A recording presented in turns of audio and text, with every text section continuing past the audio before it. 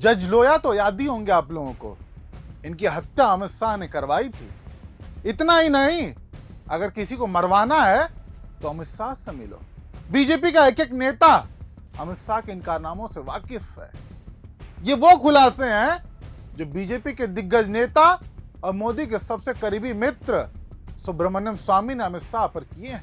BJP के रग रग से वाकिफ और जनसंघ के समय से जुड़े सुब्रमण्यम स्वामी ने जज लोया की मौत और अमित शाह को लेकर ऐसे ऐसे खुलासे किए तो सुनकर पैरों तले जमीन खिसक जाएगी। स्वामी ने शाह को लेकर तो कई खुलासे किए ही, लगे हाथ उन्होंने मोदी को भी नहीं छोड़ा। उन्होंने बताया कि अमेरिका के पास मोदी के खिलाफ कुछ ऐसे सबूत हैं जिसके चलते अमेरिका चाहे तो मोदी को फांसी तक पर लटका सकता है। मुझे पहले दिन ही कह दिया था कि इसको हम फांसी देने की सजा देने वाले थे यूनाइटेड स्टेट्स। क्यों?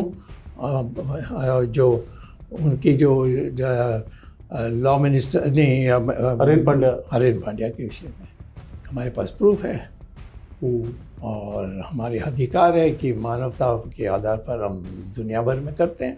तो इसको हमने लिस्ट में बनाया था और उसको आने के लिए कहा था, ये आया नहीं और बाद में ये बन गया। तो अभी भी मैं कह रहा हूँ कि ये प्रधानमंत्री नहीं हुए तो अमेरिका शुरू कर देगी। अगर ये प्रधानमंत्री नहीं रहे, हाँ, तो अमेरिका वारंट इस पर इशू करेंगे। सुब्रमण्यम स्वामी ने एक इंटरव्यू में अमित शाह पर बड़ा खुलासा करते हुए कहा कि उनकी पार्टी में कई लोग मानते हैं कि जज लोया की हत्या में अमित शाह का हाथ था। स्वामी ने यह भी कहा कि वो तो इस मामले में कुछ हद तक मजबूर हैं क्योंकि उन्होंने पहले पीएम मोदी के खिलाफ भी कुछ ऐसा ही कहा था। What about Amit Shah? अमित शाह तो किसी को मरवाना है तो अमित शाह कितना बड़ा क्लेम सर।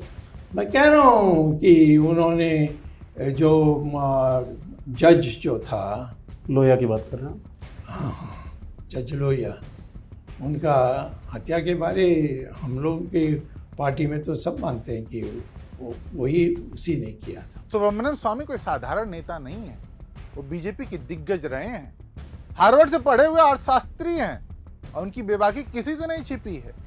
लेकिन सवाल यह है, इतने बड़े नेता इतना संगीन आरोप क्यों लगा रहे हैं? क्या ये सिर्फ राजनीतिक बयानबाजी है या इसके पीछे कुछ ठोस आधार भी है?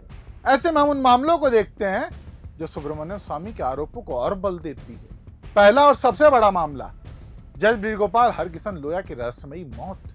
जज लोया सोहराबुद्दीन शेख के फर्जी एनकाउंटर केस की सुनवाई कर रहे थे जिसमें अमित शाह का भी नाम सामने आया था। लेकिन 2014 में नागपुर में जज की अचानक मौत हो गई। आधिकारिक तौर पर तो इसे हार्ट अटैक बताया गया, लेकिन कई लोगों ने इसे संदिग्ध माना। जज लोया के परिवार ने दावा किया कि उनकी मौत से पहले उन पर केस को प्रभावित करने का दबाव था। कारवा मैगजीन की एक रिपोर्ट में लोया की मौत पर कई सवाल उठाए गए, जैसे कि पोस्टमार्टम रिपोर्ट में गड़बड़ियां और उनके शव को जल्दी से जलाने की बात कही गई।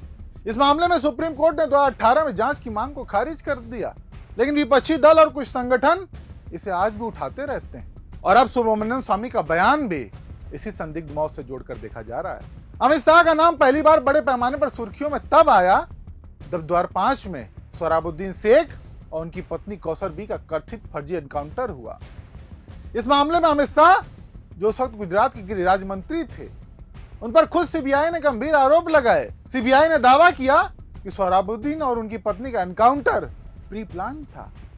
हालांकि बाद में पता नहीं क्या हुआ कि सोहराबुद्दीन के भाई नयाबुद्दीन ने कहा कि सीबीआई ने अमित शाह का नाम अपने आप जोड़ा था। मतलब सीबीआई इतनी बड़ी संस्था, उसने ऐसे ही अमित शाह का नाम जोड़ दिया। खैर, इस बयान को भी कई लोग संदिग्ध मानते हैं। 2006 में तुलसीराम प्रजापति, जो इस केस का अहम गवाह था, उसका भी एनकाउंटर हो गया।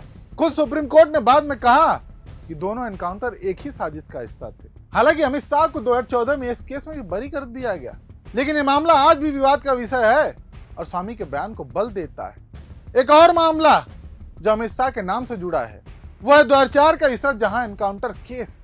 इशरत जहां और उनके 3 साथियों को गुजरात पुलिस ने अहमदाबाद में मार गिराया था, दावा करते हुए कि वो नरेंद्र मोदी की हत्या की साजिश रच रहे थे, जबकि सीबीआई ने इस एनकाउंटर को फर्जी करार दिया और अमित शाह पर सवाल उठाए। लेकिन फिर वही, इस मामले में भी अमित शाह को कानूनी राहत मिल गई। 2014 में एक विशेष अदालत ने शाह के खिलाफ सबूतों की कमी बताकर याचिका खारिज कर दिया। लेकिन ये विवाद उनके नाम के साथ आज भी जुड़ा हुआ है। एक और मामला 2009 का जासूसी कांड। अमित शाह पर एक महिला के फोन को गैर कानूनी तरीके से टैप करने का आरोप लगा था। हालांकि बाद में कुछ ऐसा हुआ जिसके बाद उस महिला के पति ने कहा कि उनकी सहमति से हुआ था। लेकिन यह मामला भी शाह की छवि पर सवाल उठाता है। सुब्रमण्यम स्वामी का बयान निश्चित तौर पर सनसनीखेज है, लेकिन हमें इसे गंभीरता से लेना चाहिए।